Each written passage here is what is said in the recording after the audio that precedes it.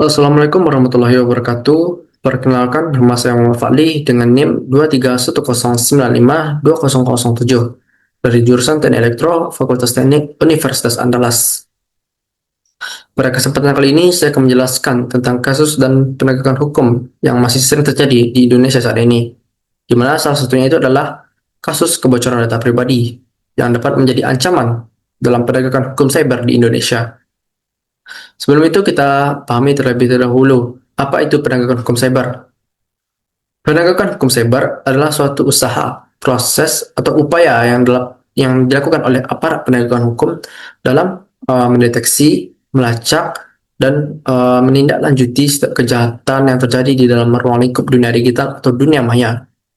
Karena kita saat ini hidup di era digital, di mana setiap aktivitas kita itu tidak luput dari internet dan sistem elektronik lainnya, di mana seperti aktivitas menggunakan media sosial, berbelanja online, dan menggunakan jasa layanan publik lainnya seperti sistem perbankan.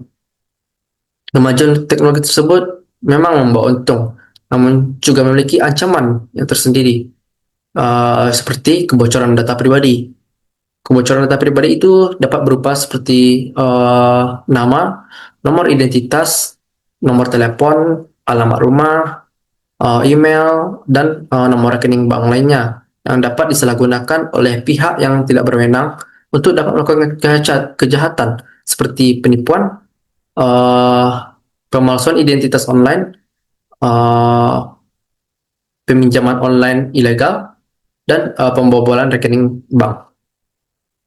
Dampak kebocoran data tersebut dapat menimbulkan turunnya kepercayaan masyarakat terhadap pemerintah dan perusahaan penyedia layanan digital. Nah, itu tentu menjadi ancaman karena adanya tidak terlindunginya hak dan haknya warga negara. Untuk melindungi data pribadi, sebenarnya Indonesia telah mengaturnya di dalam Undang-Undang Nomor 27 Tahun 2022 serta Undang-Undang ITE tentang perlindungan data pribadi. Namun, penegakan hukum tersebut masih menghadapi beberapa tantangan karena masih minimnya kasus-kasus tersebut untuk melakukan tindak lanjut, seperti faktor kejahatan cyber tersebut dilakukan melalui lintas negara, di mana pelaku itu ada di luar negeri, sedangkan korbannya itu misalnya ada di Indonesia. Karena perbedaannya lintas negara tentu akan membuat aparat penegak hukum sulit untuk melacaknya, karena bisa terjadi informasi tersebut telah disebar-sebar ke berbagai tempat. Lalu faktor selanjutnya itu ada seperti minimnya literasi masyarakat tentang kejahatan cyber tersebut, dimana contohnya itu adalah banyaknya link-link phishing yang ditekan atau diakses oleh masyarakat karena tidak tahu tentang tersebut. Nah, karena mereka menekan tersebut, data-data pribadi dari ponsel mereka tersebut akan diakses oleh penggunanya atau pelaku kejahatan. Nah, selanjutnya ada faktor lainnya itu seperti penyelenggara sistem digital tersebut masih memiliki sistem keamanan yang masih minim, sehingga masih rentan untuk si pelaku untuk melakukan hacking atau mengakses data-data pribadi online pengguna lainnya. Menghadapi tantangan tersebut, tentu masyarakat merasa tidak aman karena haknya itu tidak terlindungi.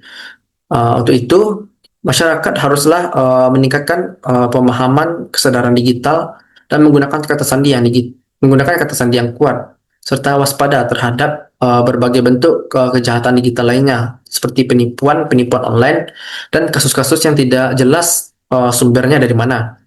Kita sebagai generasi muda juga memiliki peran penting, yaitu membantu mengedukasi masyarakat dalam penggunaan teknologi dan keamanan data, agar bisa dipertanggungjawabkan di kemudian harinya. Selain itu, kebocoran data pribadi ini menjadi suatu kasus di mana ancaman yang serius karena berkaitan dengan perlindungan hak warga negara dengan keamanan nasional, di mana itu akan melibatkan kepercayaan masyarakat terhadap transformasi digital yang dilakukan oleh pengusaha penyedia layanan digital lainnya dan pemerintah. Oleh karena itu, diperlukan sistem kerjasama dan tindak lanjut yang lebih dalam antara pemerintah, penegakan hukum, dan pengusaha penyedia layanan digital lainnya atau sistem elektronik agar terciptanya sistem ruang digital yang aman dan terpercaya. Mungkin sekian dari saya. Terima kasih. Assalamualaikum warahmatullahi wabarakatuh.